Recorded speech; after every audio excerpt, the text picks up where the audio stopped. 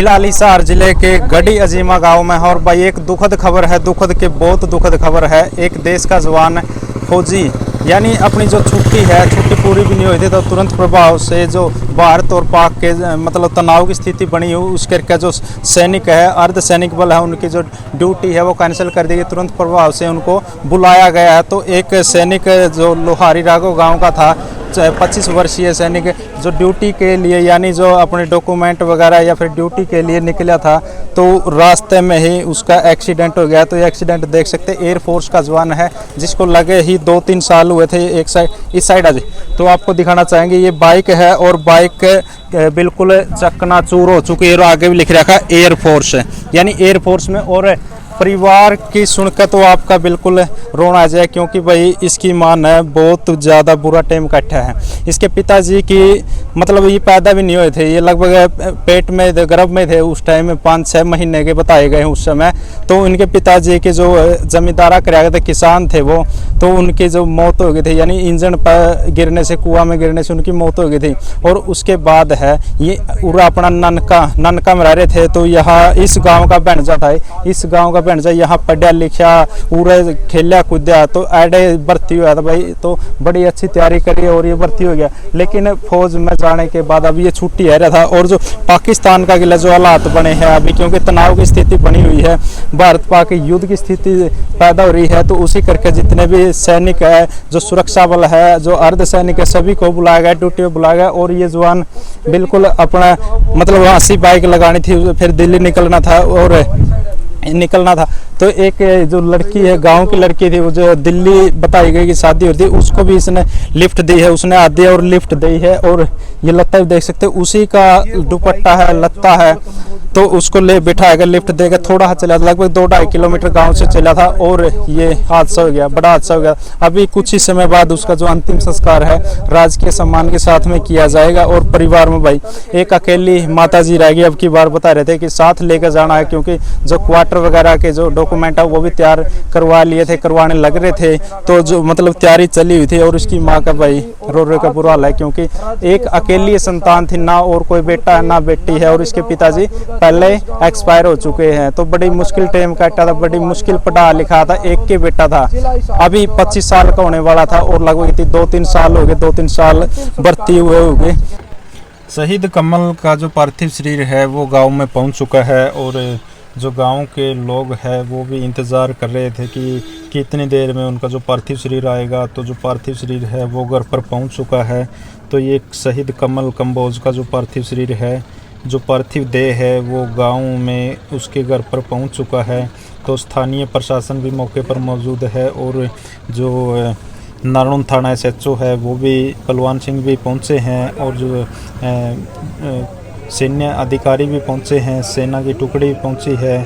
तो जो एयरफोर्स की गाड़ियां है वो भी पहुंच रही है। तो राजकीय सम्मान के साथ में इनका जो अंतिम संस्कार किया जाएगा। तो जो उसके परिवार के लोग भी है, गाँव के लोग भी और आसपास के गांव से लोग भी पहुंचे, क्योंकि ये एक बहुत बड़ी दुखद घटना है। क्योंकि जिस माँ ने, जिस परिवार ने, जिस मतलब इसके जो मामे है, मम्मी है, नानके हैं, मतलब इस जगह लोहारी राघव नानके हैं, उन्होंने इसको पढ़ाया लिखाया। इसकी माँ ने बड़े दुख झेले हैं, क्योंकि बड़ी मुश्किल के साथ में इसको पढ़ाया लिखाया। ये पैदा भी नहीं हुए थे, लगभग गर्भ में थे 6 महीने के। तो इनके पिताजी चल बसे, क्योंकि वो एक जमींदार थे, वो किसान थे, किसानी का काम खेत में कर रहे थे।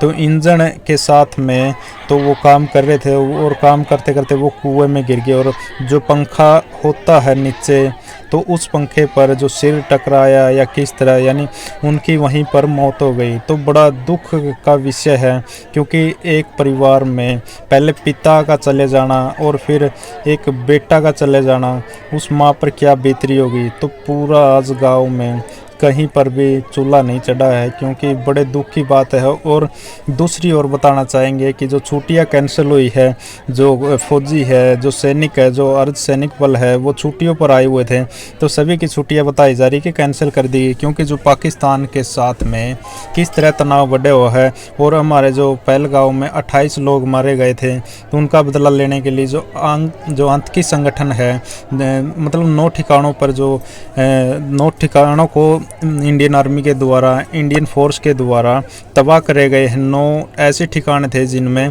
भारत के खिलाफ साजिश रची जा रही थी।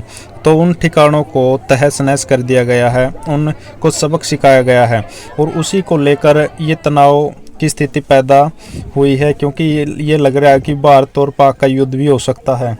तो तस्वीरों में आप देख सकते हैं जो आज कमल कंबोज का अंतिम संस्कार किया जाएगा। जो शहीद कमल कंबोज है उनका पैतृक गांव तो दूसरा है, लेकिन यहीं पला बड़ा है, यहीं पर वो रहे हैं। रतिया के पास में गांव बताया गया। तो वो परिवार से बात करेंगे कि किस तरह कैसे क्या घटा है, क्योंकि इसकी माँ की बात करें तो बड़े दुख झेले हैं। और जो शहीद कमल कंबोज की माता जी भी गाड़ी में ही चढ़ ली है। अभी अंतिम संस्कार के लिए इसको ले जाया जा रहा है, तो उसको भी गाड़ी में ही बिठा लिया गया। वो भी जिद करी थी कि मैं भी मेरे बेटे के साथ में यहीं इसी गाड़ी में चलूँगी। और शमशान घाट की तरफ जो लोग हैं वो चल पड़े हैं, महिलाएं भी हैं, पुरुष भी हैं। तो बड़े दुख के साथ में बताना पड़ रहा है कि भाई हमारे देश का एक और लाल शहीद हो गया, हमारे एक देश का एक और लाल चला गया है। क्योंकि अभी जो बॉर्डर पर तनाव है, बॉर्डर पर दिन प्रतिदिन ऐसी घटनाएं सामने आ रही है कि किसी भी वक्त कुछ भी हो सकता है। तो जो फौजी है उनकी छुट्टियां कैंसिल कर दी गई है और सभी को वापस बुलाया गया। तो ये भी जो घर से चला था बाइक, बताया जा रहा है कि हाथ से खड़ी करनी थी, उसके बाद दिल्ली के लिए निकलना था। कुछ इस तरह ये रास्ते में ही मोठ गांव के आसपास, यानी लोहारी रागो से मोठ के बीच में 2 से 3 किलोमीटर चलने के बाद गांव से तो इनका एक्सीडेंट हो गया। एक ट्रक ने टक्कर मार दी, जिससे ये टायर के नीचे आ गए और जो अपनी जान गंवा बैठे, अपने प्राण न्यौछावर कर गए। तो ये देश के लिए, बॉर्डर पर जाने के लिए घर से निकले थे और आज जो इनका अंतिम संस्कार किया जा रहा है। देखिए बड़ा दुख हो रहा है, क्योंकि भाई इस माँ पे एक के लाल था, कोई और संतान नहीं है। जो इनके पति है वो पहले ही गुजर चुके हैं और अभी थोड़ा हाँ इनको ये होश आया था कि अभी मेरा बेटा पढ़ा लिखा है, फौज में भर्ती कराया, फौज में लग गया है, इनकी शादी करूँगे, कहीं ना कहीं थोड़ा सुख मिलेगा। लेकिन भगवान को कुछ और ही मंजूर था, खुदा को कुछ और ही मंजूर था, वाहिगुरु को कुछ और ही मंजूर था। तो बड़ा दुख का विषय है। तो अभी सैन्य सम्मान के साथ में जो इनका अंतिम संस्कार किया जाएगा। और ये नारनौंद हल्के का गांव लोहारी रागो है। तो अभी तक जो नारनौंद का लोकल विधायक है वो भी नहीं पहुंचा है। और जो विनोद बियाणा जी है, हांसी से विधायक है, बीजेपी के है, वो पहुंच चुके हैं और अभी इस अंतिम संस्कार, अंतिम विदाई में पहुंच चुके हैं, श्रद्धांजलि देने के लिए पहुंचे हैं। तो तस्वीरों में देख सकते हैं कि काफ़ी लोग पहुंचे हैं और आसपास के गांव के लोग, यानी तमाम हरियाणा से एक फ़ौजी के साथ में भावनाएं जुड़ी होती है। देश का फ़ौजी है, देश का जवान है।